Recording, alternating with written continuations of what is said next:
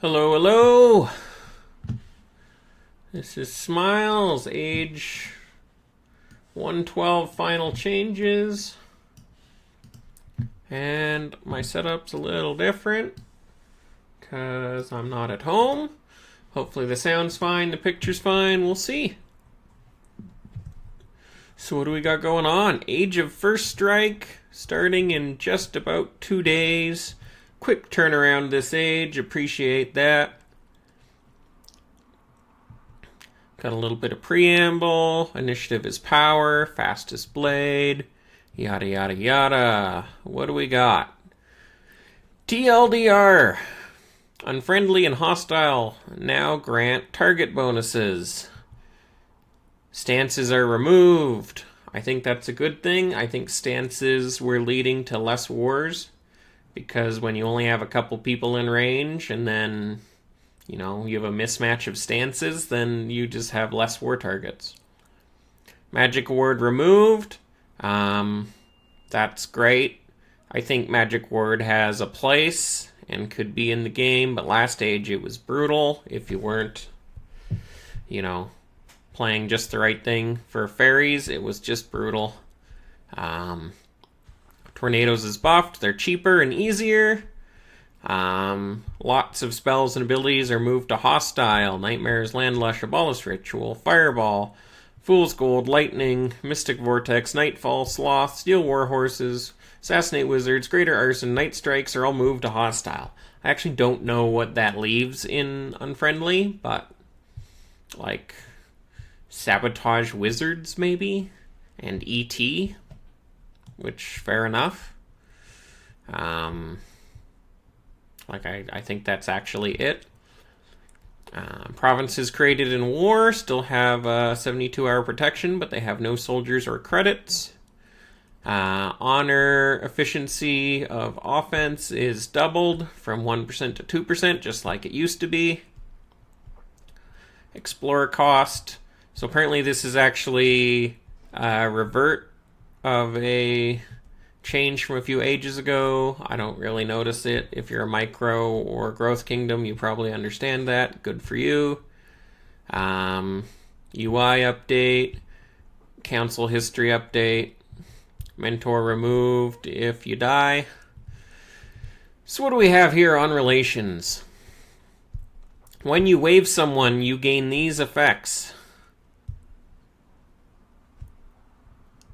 When you wave someone, you gain unfriendly TM ops against them. So you can wave someone and ET and Sabotage Wizard them? That's actually going to change quite a bit. So you can just hit people a few times, keep ET on them for 12 hours, and then wave in. If I'm understanding that right, that's a little weird. Hostile, 10% gains, 12% less casualties, 15% TPA, WPA, I assume that's offensive only, as it said in previous posts, but maybe it's global. 6% attack time, 5% offense. I assume these things just update through your war room, so I don't think an SOT on you is going to give you that information. And when someone waves you, you gain all the same stuff, but about half as much or a third as much. But you do gain those hostile ops. There is no aggressive kingdom in this, so if both of you are hostile, you're both getting the full hostile gains. What I don't know is if these stack. If you're both hostile with each other, are you getting both hostile bonuses? Maybe. Hostile starts to decay if you don't have war for 4 days. Whatever. All of this is just repeated. I don't know why they sort of just said everything twice. I don't know why you have a TLDR here if right after the TLDR is something equally as long that says all the identical stuff, but whatever. Also, you'll no longer lose all of your built acres when you're chained if you happen to have a lot of buildings in construction. This would happen if you were swapping heavily for war and then got chained, or even sometimes if you just had a lot of incoming land from like trads or whatever that you built and then you got chained deeply. So this is nice. It doesn't happen often, but when it does happen, it's pretty stupid and unhappy. So I think that's a good change. People should be happy. Now races. This is where we get into the money. I did take a quick peek at the race personality rankings, and our least picked, unsurprisingly, is Dryad, followed by Dwarf and Fairy. And then everything else, I think, is pretty even. Maybe humans also less picked. And I think that fits with what we see in these changes. I think everything is viable except Dryad. I think Dryad's just completely ignorable. But I think everything else has a spot here, so we'll see. Avians. All right. Do one of these. So avian attack time is down a few percent. Essentially 10%. Technically, no, essentially 5%, but technically closer to like 4%, I think. So ever so slightly slower attack times, 5% less defense, no more immunity to ambush, and Skybound Strike no longer gives honor. I don't really understand that change, but whatever. So that's 3 relatively minor nerfs, but there's 3 nerfs there. So what do they get in exchange for some nerfs? 40% birth rate, that's pretty big, especially when you still have Town Watch. So 40% birth rate, nothing to scoff at. Reflect Magic, very strong. 5% military casualties. Again, a small buff, but a small buff is a buff. And then our biggest bonus is a 13-0 spec. A pure spec Avian next age is really close in offense to a pure elite Avian last age. And that's with quite a bit less net worth tied up in there. And then, of course, their elites are also slightly stronger, at a 15-3 up from a 14-3. I think this makes Avians really strong. Anytime you start stacking offense onto something that has built-in speed, shit's good. I don't know what else to say. Reflect Magic stacks very well with birth rates. It becomes a really big pain to maintain fireballs and spells on these Avians. They're attacking fast. And now they have a lot of free offense. Their spec credits are going to be amazing. They're going to be able to choose to train specs instead of elites if they want. So they're going to have more access to pumping. Their max off going up is always good, even if it's only, 7% or so. So I think these Avians are pretty strong. Stronger than last age for sure. We didn't see a ton of Avians last age. Now they still can't use barracks, and barracks remain one of the best attacking buildings. So Avians aren't really faster than anyone else. I'd say your average warrior, as often as not, is going to be able to manage 20% attack times with either racks or haste or both. So yeah, I'm liking these Avians. I love having that O-spec option. It's very strong. So you're an Avian, you don't need to build stables, and you don't need to build barracks. It leaves you a lot of space for training grounds, hospitals, watchtowers, homes. Yeah, I think Avian's a good B-tier attacker for sure. Next, we have Dark Elf. Compared to last age, Dark Elf no longer has that built-in 50% rune costs on casts. Now they exclusively are getting rune cost reductions from their ability, which is 3 ticks a day. That's a pretty big nerf. In the best case scenario where, say, you're a heretic using all your mana every 12 hours at a wave, you're using, still half of your mana at full rune cost. That's a pretty big nerf.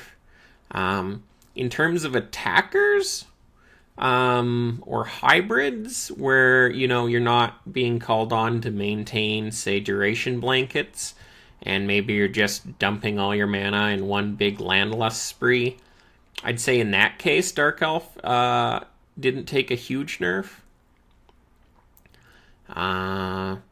Other things, they gained 5% WPA, not a huge change. They have all the same spells. They have the same penalties. The thief cost penalty is slightly less bad, but for the most part, I don't think Dark Elves really ever spend any money on thieves. They're really able to just use only credits, in my experience. And their military's unchanged, except they have a +1 D-spec. So, Dark Elf, essentially identical. They got kicked in the nuts if you are, say, a pure Mystic.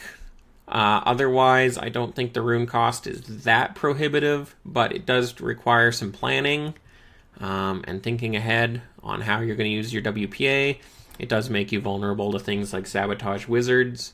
But overall, it's just a straight buff, just a straight 10% D-spec buff, which is fine. I think they're still not ideal casters. Our other two casting races also have 25% plus WPA.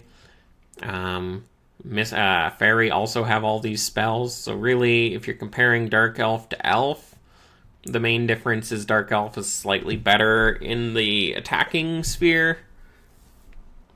And that's about it. And, they've got Invis, Guile.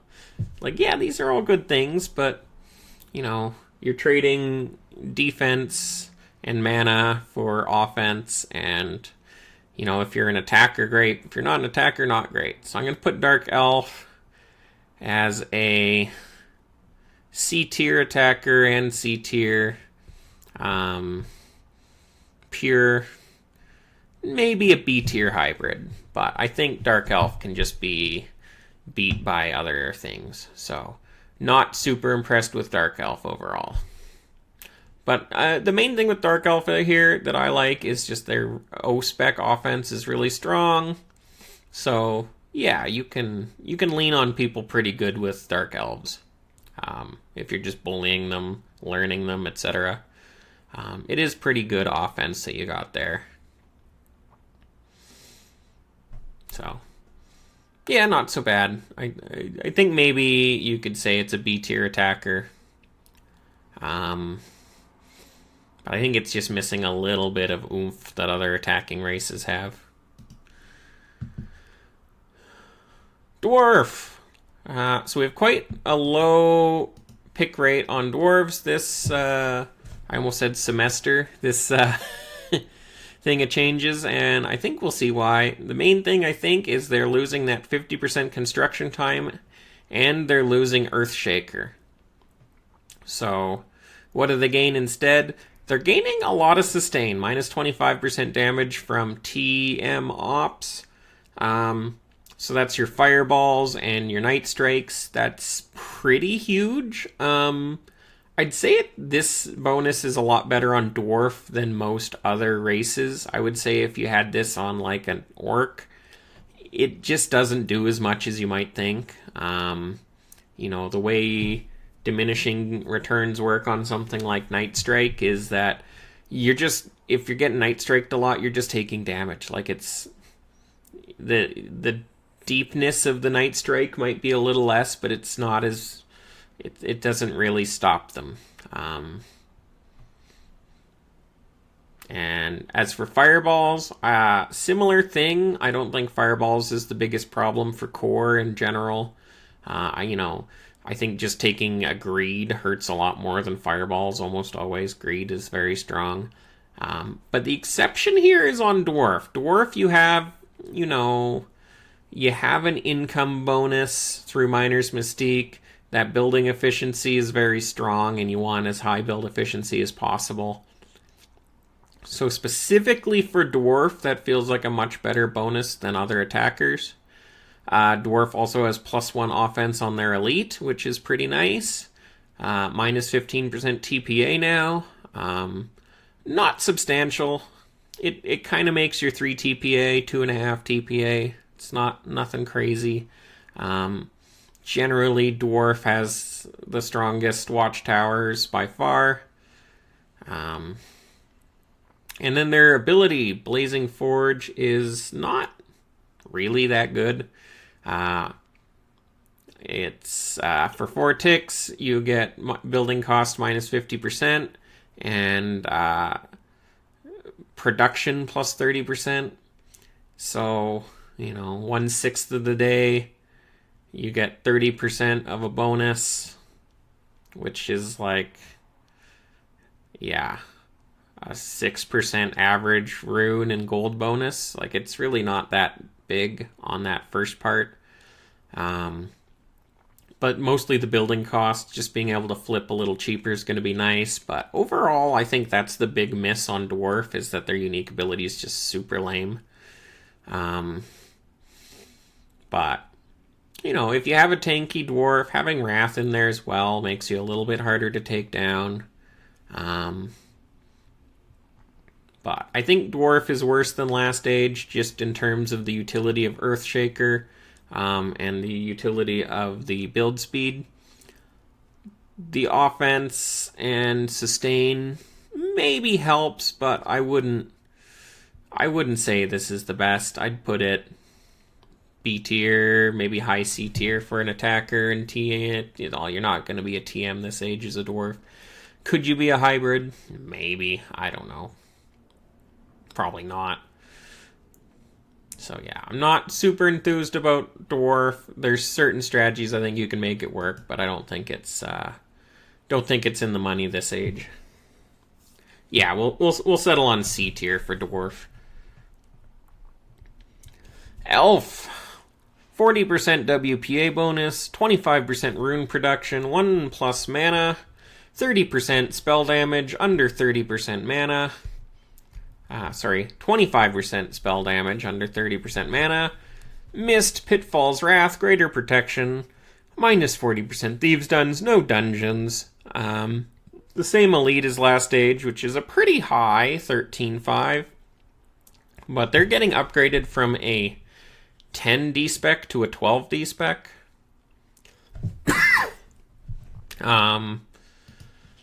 This is just an insane buff to Elf. A flat 20% defense buff. There was successful elves Last Age. Like, I'm not saying they were the strongest TM, but there was successful elves. I think Elf next age is just out of control strong. The Thieves' Dens hurt a little bit, but your average Mystic is only running, say, 10 Thieves' Dens, if that. Lots of Mystics run 0%. So you're looking at like a 4% land nerf at 10% Thieves' Dens. Shucks. Maybe you just skip them. Maybe you just invest in, finesse and crime and add some libraries is probably better than Thieves' Dens at that point. But Elf's incredible. Their big benefit here is the defensive WPA on Elf is just crazy. Dark Elf and Fairy can match in terms of offensive WPA, but they're so much easier to cast on than Elves, and so Elf sort of wins this TM versus TM battle pretty well. But if we're looking just at casting on core and casting on rogues, maybe Elf isn't doing much better than the alternative. But the extra mana, runes, damage, defense, everything about this is just super simple, easy to play, no confusion whatsoever. Elf is going to be a monster. Now, Fairy's also going to be a monster, but couple things Elf has going for it. With the amount of defense you're going to have as an Elf, you can fit in a few elites pretty safely. which means you're going to be able to ambush orcs, which we'll see orcs are very easy to ambush. So you're going to be able to ambush orcs pretty easily, and you're going to be able to have elites just to slay dragon with, which is, it's like a 50% damage buff to slaying dragons. If you're into that sort of thing, maybe you can argue you could just go pure D-spec with more homes and fit more D-specs because elites cost money, yada, yada, yada.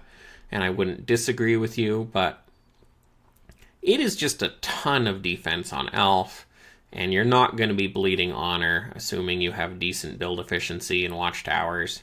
You're not getting cast on. People aren't going to thieve you much. So I think Elf is just very strong.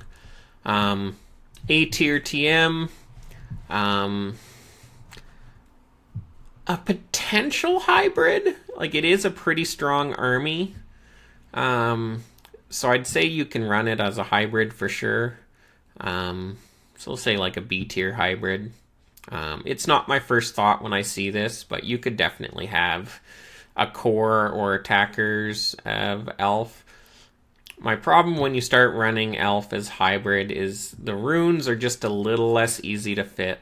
A pure Elf, because of how much defense they have, they're going to be able to fit 20-25% towers in their build, and a hybrid is just going to struggle to do that.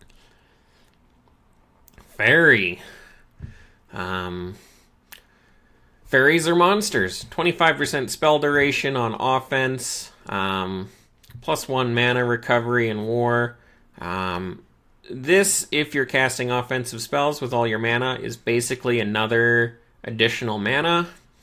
You have +25% WPA, just like Dark Elf, and on top of that, you have Mage's Fury. So you're looking at, +50% offensive WPA. The only problem here is that you're at base mod WPA when you're doing that. So fairies can cast on fairies really easily.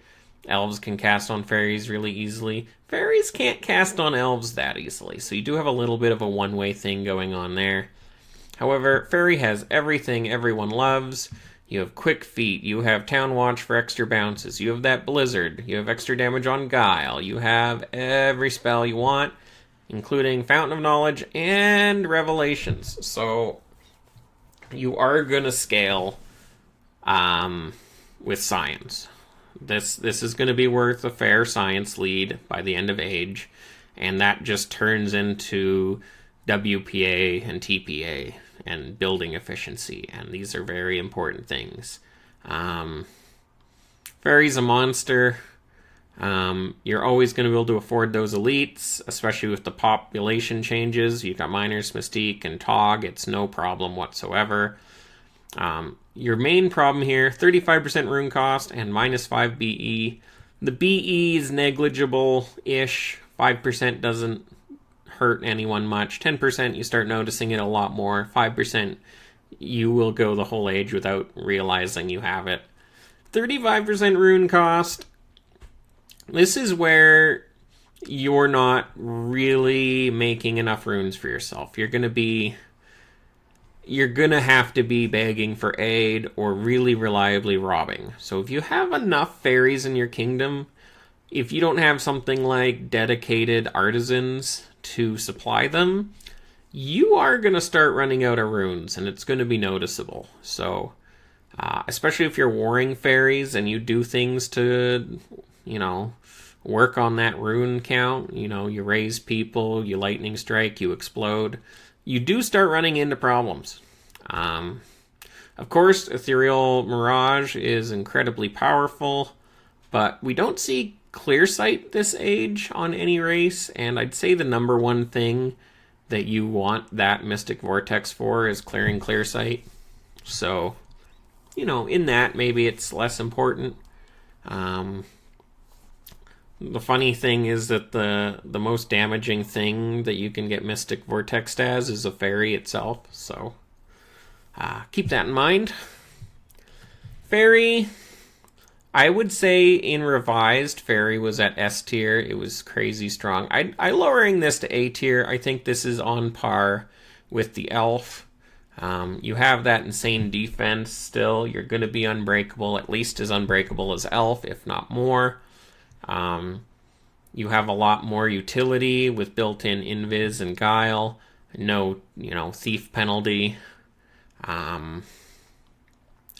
But I think you can target fairy a little bit harder than you can target elf. If you eat hits out of war and you don't have that pure elite count, it's a much bigger problem. So I'd say, yeah, we're looking at A tier for fairy. The stronger player you are, I think the stronger fairy becomes in your hands, and the better age you're having, the stronger fairy becomes. Just when you have science to scale, if everything goes well for you early, you got that honor, you got that science, it's just going to be very strong for you. So I'd say elf for 80% of players is going to outperform fairy. And then fairy is going to be stronger for those top kingdoms and top players if everything goes their way. But, again, it's a lot of mana to use on a lot of spells. They're losing that self-spell duration. They don't have extra mana out of war. They're going to struggle to ambush orcs. They do less dragon slay damage than they used to. There's a few nerfs here and there. So yeah, is what it is. In terms of non-mystics, I'm 90% talking about mystic for both of these provinces. I think fairy and elf both have plenty going for them if they want to be heretics. And rogues, I think both sides can do rogue pretty well as well. So, there you go. Fairy might be better at rogue just because of those thieves' dens, whereas the thieves' dens are less important on a heretic. So, fairy rogue is probably very strong. You have the potential to farm honor with your thieves and your wizards, be unbreakable, and scale with science. That's, pretty hot, as we say in the business. And if you're not using your rogue mana, it's maybe less of an issue. But with, all three of your bonuses being spell related, you probably want to be using that mana. Halfling. Halfling is so interesting. So Halfling got 3 buffs from Revised / Last Age. Halfling gained Invis, so 10% TPA offensively, 20% minus losses. They gained 15% TPA. I thought this was at 30 or 35 already. And +1 stealth per tick, and they took no nerfs. And their elite is buffed. Substantially. I think this is actually just about the strongest dragon slaying elite in the game. So, the main issue with Halfling, I find, is that I think they're just going to struggle to get the defense they need. Compared to Elf and Fairy, they're going to be struggling on DPA. So, as a pure, but their damage output and their TPA is just insane. Really, really strong. But, Halfling is, because there's so much strong WPA builds in the game right now, they're gonna get their honor sucked.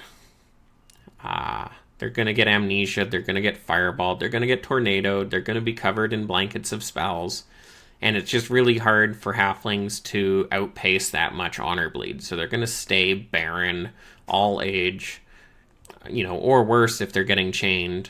Every fairy and elf on the server ends up count or above.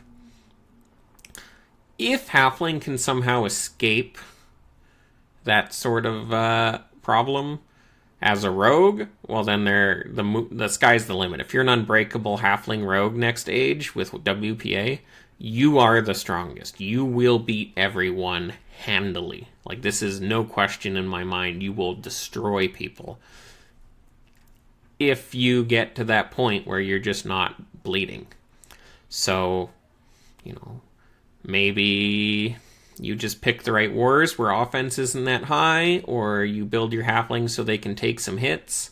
I don't know what it's going to be. As a TM, halfling is S tier if it escapes containment, but I'd say it's like B tier in terms of how readily it can get chained by things like orcs. Because orc this age is pretty damn strong. But halfling is a hybrid, and halfling as an attacker, I say is S tier. I'd say it's by far the best attacker or hybrid in the game, no questions asked. It will struggle with max offense. It might not be breaking full defense fairy and elves, and it's maybe weird to say that you're a top tier attacker if you can't do that. So I'll hear arguments to that effect, but their offense isn't low. Their attack speed is high. They've got quick feet. They have insane benefits with pop space, with TPA, stealth. Like their ability to destroy enemy core and to be relatively safe against enemy TMs, because it is not hard. It is not easy to break through plus 40% TPA. Like, is an elf mystic or fairy mystic going to be able to night strike a 2.5 TPA halfling attacker? I don't think so. Their elites at 12-7 are absolutely insanely good at slaying dragons, and you're going to have a lot of them. So, if you have a hybrid halfling thing going on, you will just escape. You'll crush dragons. You can keep those elites home. 7 defense is nothing to laugh at. So you can have a lot of hybrid halflings, and then as enemy offenses drop, you can start keeping elites home. I think halfling is the scariest thing this age. Their only problem is if you're going pure defense, I think you're in for some pretty rough chains. I think if you're massacring halflings, you are maybe not gonna do well. I think massacred and raised halflings will still crush you. The exception being is if you have your own halflings that can then prop or night strike them. But if you don't have your own better halflings to target the halflings, you just have to chain them to death. And, hopefully you can do that. I don't know. Might be tough.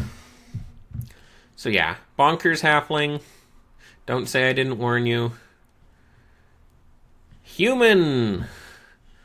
Human is so interesting. Human is obviously much stronger next stage than it was last stage, but no one really played human, so whatever. Humans have a very classic 12-12 offense-defense going on. O-spec-based offense means they can replenish losses very easily. So they're very strong at learn waving. They're very strong in war for maintaining. They have righteous aggressor, so if they ever need to suicide their elites, they can always get more. If they ever want to run suicide offense builds in general, they can always switch to defense very quickly. Science efficiency, generally the strongest buff in the entire game. They have 15% of it. Late age, when they're running 15 to 25% libraries on top, they're going to be having, a 30 to 40% science efficiency lead on top of running Fountain of Knowledge and Revelations. Once a day, they can remove all negative spell and non-spell effects, except for overpop, I guess. This is going to be great. It being stuck at only 24 hours means, okay. You're just going to hold it till someone does a run on you, and you're going to purge everything. Pretty good. I'd say on average you're getting like a 12-hour MS greed. So half of those you can dispel, maybe? Not bad. Right at the start of war, you can dispel everything. And as an attacker, you can wait till you're chained, right? Wait till they've got explosions and PF on you. They've hit you once or twice, then you pop it. And now you can get that rune aid. You're tanking defensively a lot better. Excuse me. So, super strong there. Minus 15% honor losses. I'd say by the end of age, if you wore 4+ times, that will probably average out to an entire honor rank. So that's going to be, 2% offense, 1% population, 3% TPA, WPA. That's not nothing. It's there. If you're in a winning kingdom, you're warring 6, 7, 8 times. That might end up being 2 honor ranks. So you're going to be, V-Count versus Lord or Count versus Baron. And that's suddenly, 5% offense, a couple percent population and income. That does scale. 15% BE on those attacking buildings. Nothing huge there. It's pretty negligible at best. If you're running 50% of your land of those buildings, then you're looking at plus 7% BE effectively. So I'd say that bonus in its best circumstance is about as good as Ghost Workers, and in all other circumstances it's sort of worthless. So it's kind of half as good as Ghost Workers. I don't think most people consider Ghost Workers particularly strong. So we're mostly running Science here. Science, First Aid, Righteous Aggressor. I don't think it's gonna break the game. I just don't think the offense is high enough to really threaten fairies and elves. I think they're way too susceptible to amnesia. Their penalties, they have more wages, less WPA, their self-spells cost more mana, can't ambush. None of those is game-breaking for the human. The WPA hurts. I'd say your best bet for human is to run a lot of them, or to run human fairies. I think human sage is fine. You're looking at plus 60% plus science efficiency as a human sage in war with libraries, which is probably approaching game breaking. So I would suggest you do your own calculations if you want to look at human deeper. On its face, I just don't see it. I think it's going to take too many wars to come online, but we'll see. I'm having a couple ideas about where maybe you could best use that. But if you only have a few humans, they're amnesia bait. If you have a lot of humans, maybe you make something work. As we'll see later, Sage is essentially immune to learns, meaning if you're a kingdom of sages, you can just learn nonstop and never get targeted. So they're going to be really strong at bullying people.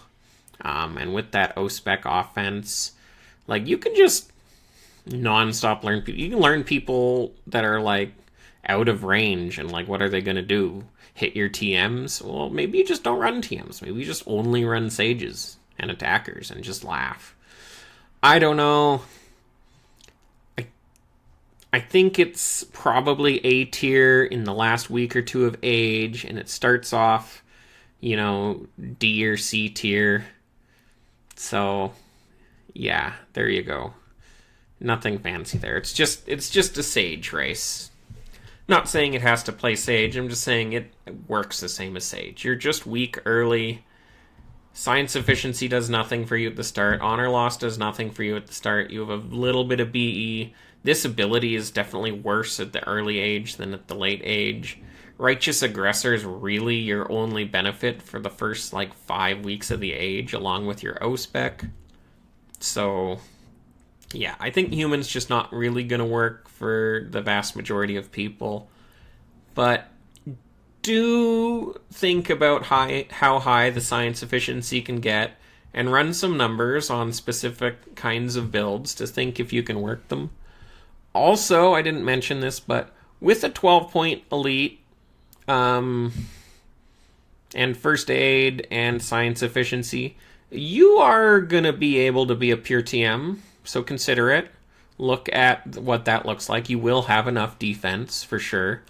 And so you can be a strong caster or thief. So you can look into those sorts of things. Especially with no honor loss. As a human rogue, you might actually sort of escape containment. You might be able to gain a lot of honor. So yeah, there's things to look at for human, but I just don't think they're competing with other attackers for the most part. Cough button. Oh, I don't have one of those. Orcs. I begged for this not to happen, but somehow we're having the 4th orc age that's OP in a row.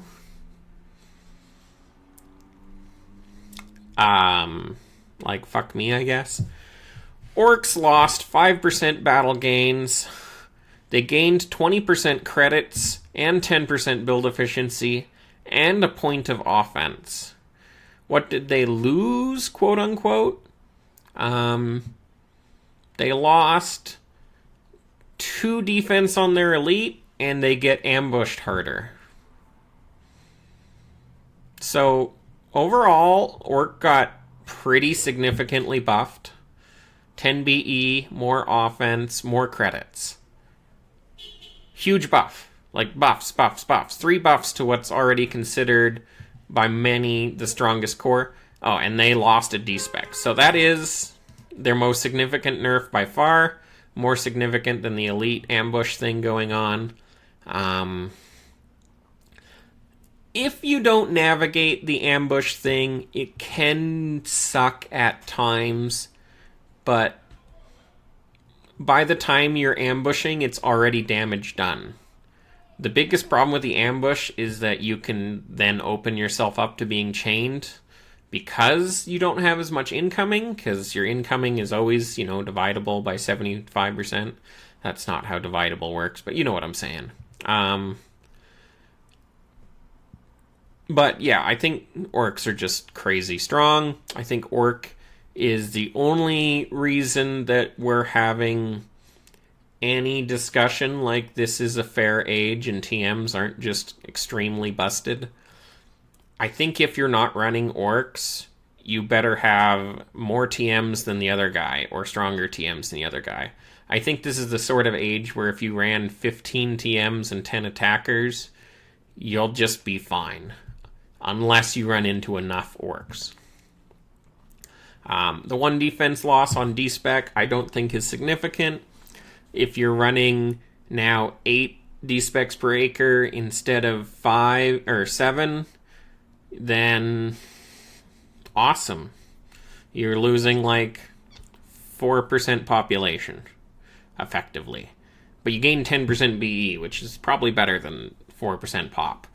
And you gain more credits and more offense. Like, it's just not a question there.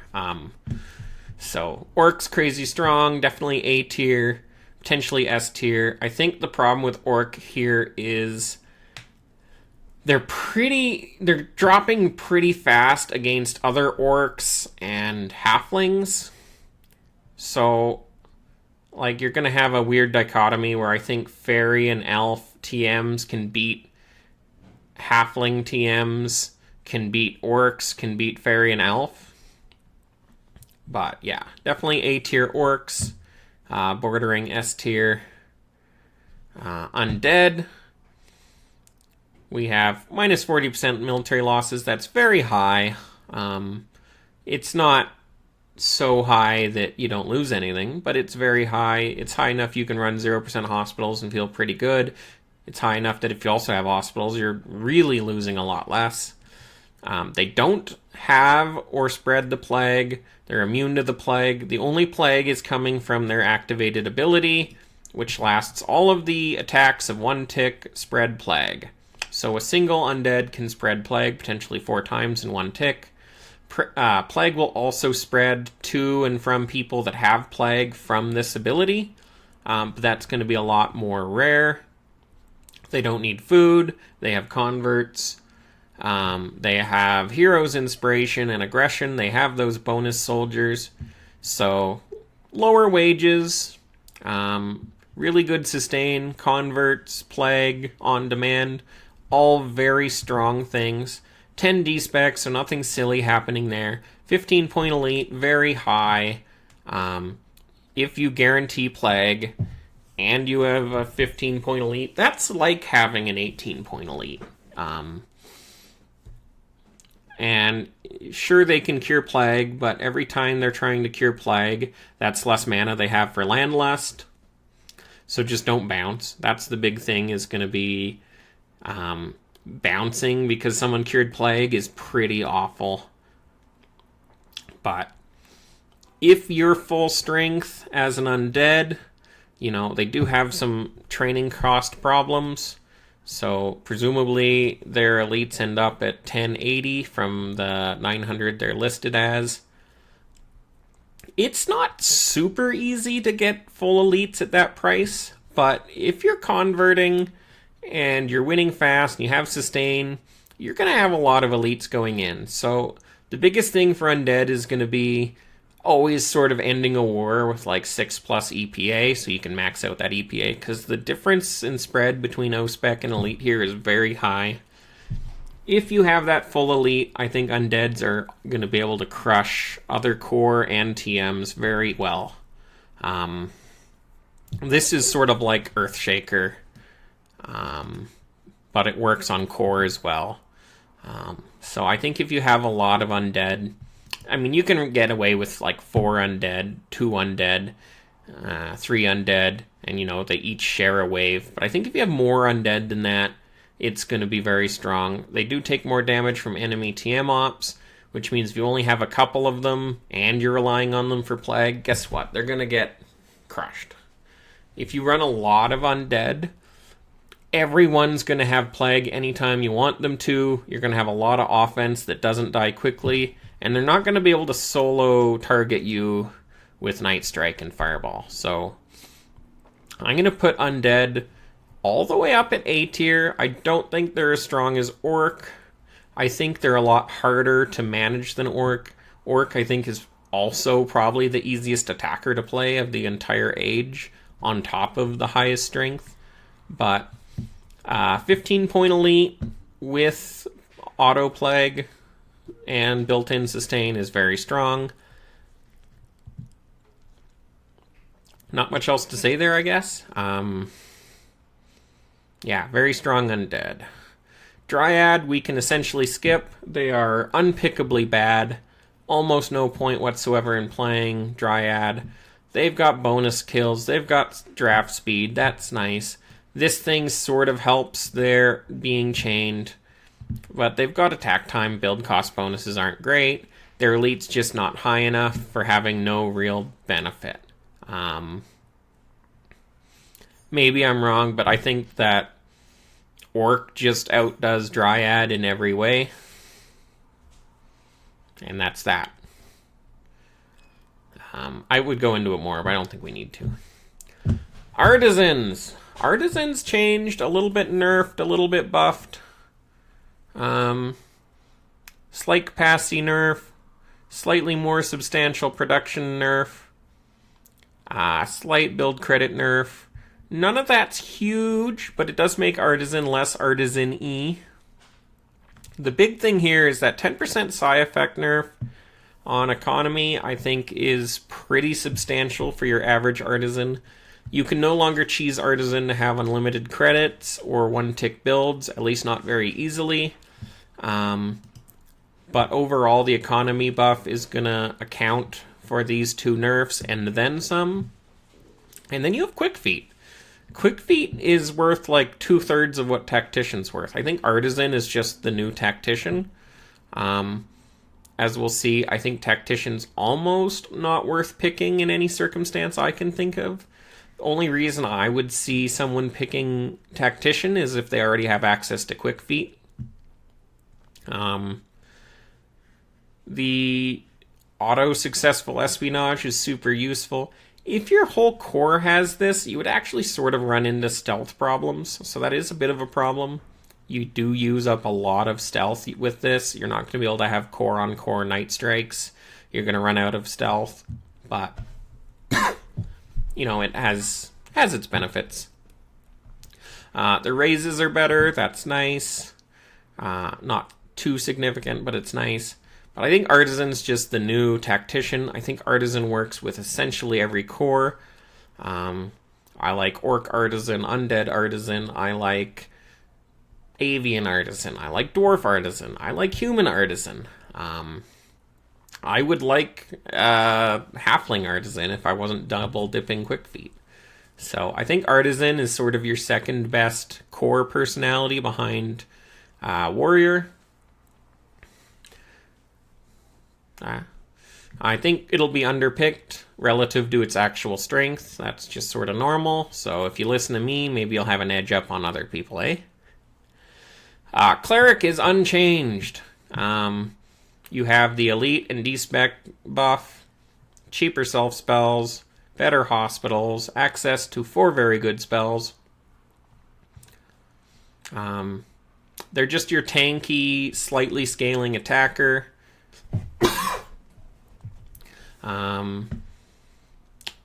It just sort of turns you into like a half undead, half dwarf sort of thing. I don't love Cleric too much. I think Cleric has its place. Our Warwind Crown of Last Age ran Cleric. I think pushing hospitals is really effective for a lot of different kingdoms, so go ahead on that. And as always, being able to scale with science is a good benefit. I think in an age with extra strong TMs, you're just going to suffer if you're playing Cleric. Maybe some ages that's less of an issue. Cleric might be stronger against enemy core and stuff, but well. Heretics, I'm pretty happy with this Heretic. I think 10% Arcane Psi effect bonus is the correct move here. 50% Wiz production, half Thief losses, bonus 20% damages. Your unique ability is averaging to plus 20% damage. It's only one tick a day. So, if you're getting Sabo and ET'd, yeah, not great. But if you're actually able to store up a big group for this, it's very strong.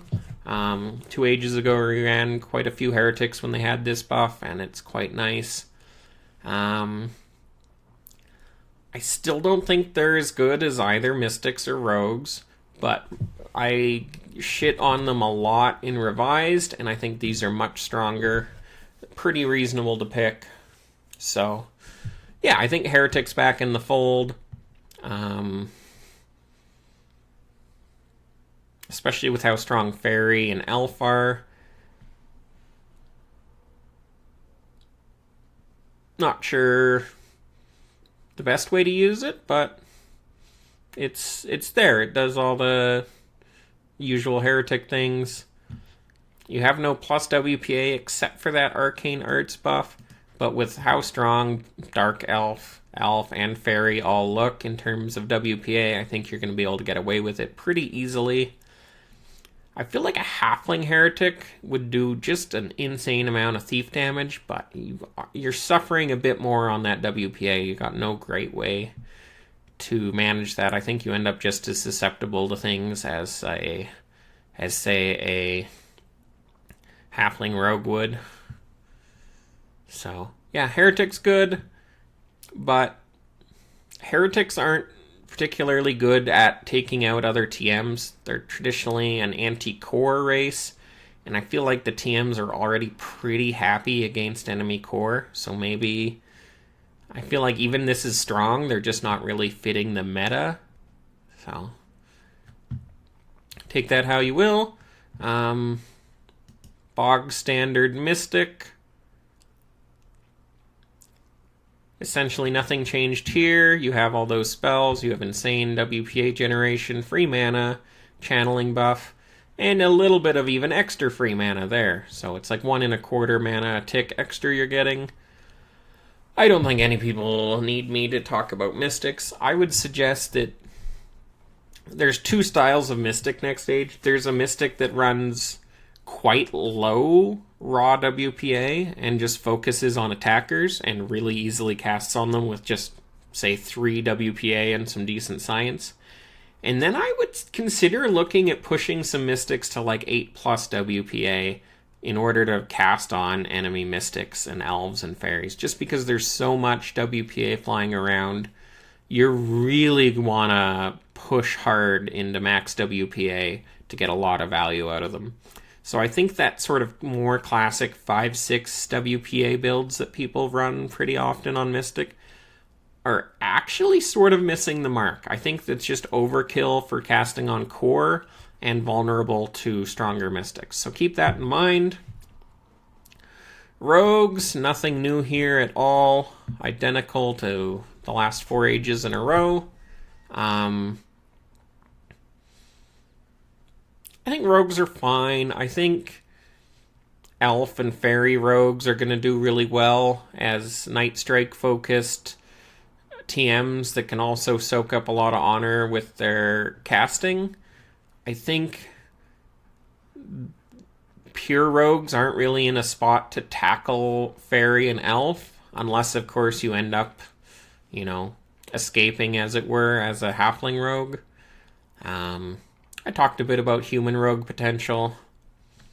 I don't know if you need rogue for hybrids. I think the Raider is, and maybe even halfling is better sort of as a Night Strike focused hybrid right now. Especially as a halfling. I think a halfling heretic might be good for Night Strike builds. But you can't ever discount the, triple stacking effects of TD's stealth and crime. So rogue's good. Nothing new there.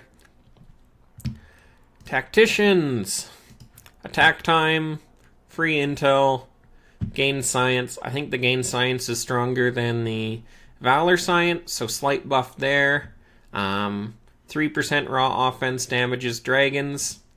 Pretty minor. They lost reflect magic. Overall, I think this is actually a nerf to tactician. As I said before, I think with this you just prefer artisan almost always over tactician when it comes to attacker builds. So I expect to see not many tacticians. Maybe I'll be wrong. Warriors, unchanged from last age, except a new unique. Now every attack kills 0.5% of the enemy population. This is a fine buff. We played Dryads in the age where they killed 1.5% per hit, and it was noticeable, especially in longer wars. I think this 0.5% it's just a nice bonus. I think in the aggregate, at the end of war, it's probably helpful, but you're not going to notice it essentially ever. It's just this hidden bonus. It's going to be really minor. It'll sort of add up. So, nothing huge there. Probably worse than Blood Price was last age, but maybe not. Maybe it's a little better. I would say this is probably worth 10 to 20% bonus kills in terms of just killing defense, so it's not so bad. I think Warrior's still your strongest core, especially because there's going to be, I think, a pretty big emphasis on breaking Elves and Fairy next age. So pick Warriors if you're not picking Orc. If you're picking Orc, probably also pick Warrior. I ran Orc Warriors last age. They were great. Raider, I believe there's no change to Raider. I had 2 Raiders last age. I did not like them. Actually, they're buffed to minus 50% thief cost. That's pretty significant in war. If you get into these big massacre fights, being able to pop in like another 0.5 TPA on people's pretty legitimately strong. So I think in the right hands, Raider's really good. Obviously, Emeriti had a full Raider core, and they crushed everyone for land. Now, I would say they weren't really challenged, so it's hard to say how much of that benefit was the Raider or not. But, the supposed number 1 kingdom ran Raider on their core last stage, and the most dodged kingdom of Hidden ran a half Raider core. So presumably Raider is very strong. and they did get this slight buff. They're not my favorite. I ran 2 of them, Dwarf Raiders, and they just felt consistently worse than Warriors to me. They didn't really get much done with their Thieves. I didn't find Undermining Assault that amazing, but I think that's because I wasn't really tooled around, thief-based builds. So I'd say Raider strong, probably as strong as Warrior if you know what you're doing and you're building around it. Otherwise, it's a little worse than Warrior. The offense scaling of Warrior with tactics is just really nice. But yeah, I think Raider has a lot going for it if you use it right. So good luck. I think the Halfling Raiders that Hidden ran last stage are even better next stage. So no reason not to run them. And finally, last but not least, we have Sage. Same book generation, same scientist generation. Starting with +3 scientists instead of +1. That's going to net you somewhere in the realm of an extra 500,000 books at the end of Age. Which is probably going to be 5% more science than what you get as a Sage. Which is like an extra 2 or 3% science effect. Gaining 60% learn protection makes you essentially immune. I thought they still had this 15% science efficiency bonus, so I talked throughout the changes about the max potential of Sage science effect, so that is going to be quite a bit lower. And they lost Fountain of Knowledge. Maybe they never had it. So they gain scientific insights, so they're going to be stronger out of war with that 10% science buff. And with the learn protection, they're essentially untouchable out of war. You're just going to have to, trad them. Oh no. I don't think anyone cares about getting tradded. So Sage is just in a weird spot where if you had all Sages, literally no one could do anything to you out of war. Other than, if you got into a war. So there's a lot of potential to just really bully people and really stack up the books with really no care in the world. You wouldn't even really need to run any defense at all. And you can just learn and learn and learn. Successful attacks remove 2% of the books in war. Sort of meh. It's not nothing. If you're chaining someone, if you hit someone 20 times to chain them with all Sages, losing 40% of your books is kind of significant. You're going to drop their offense and their population in BE like an extra 10% each. That's pretty significant, but not what I would, lean on, so to speak. So Sage here, I think, is pretty ignorable outside of the idea of really just being a nuisance out of war.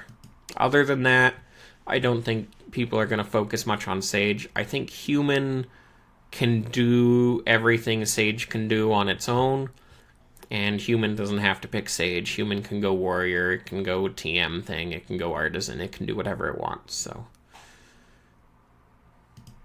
Oh well. That's the full set of changes. Modestly balanced, except for the fact where it's not. Sort of what I said would happen, which is either all the fun stuff gets nerfed or all the bad stuff gets buffed, and in either of those, I didn't think the balance was going to be there, and I would say we've hit that point. You have a useless Dryad, an overpowered Orc and Halfling and Fairy and Elf, and, we tried to bring up, not we, but the Royal, whatever, we tried to bring up Dwarf, Dark Elf, Avian, and Human to that level, and I don't think they quite made it. Now, I do think these races all have a lot going for them, and I think it's likely that the best people all pick the best stuff and self-segregate. And I think the vast majority of the server is going to enjoy picking whatever they enjoy the most, warring each other in a relatively safe and fair environment. But I would say that, all the top kingdoms are going to be thinking about that rock, paper, scissors of, casting TMs, halflings, and orcs. And, they're going to be going in a circle between, well, how do we disable orcs? Can we do that and disable TMs? Can we just focus on one or the other? So, I'd say go ahead and run 25 orcs if you want, or 25 halflings, or 25 elves, or 25 fairies, fuck it.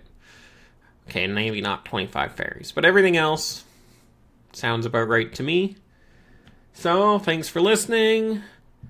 It's a decent hour, nothing too bad, and everyone have a good age 112. Ciao.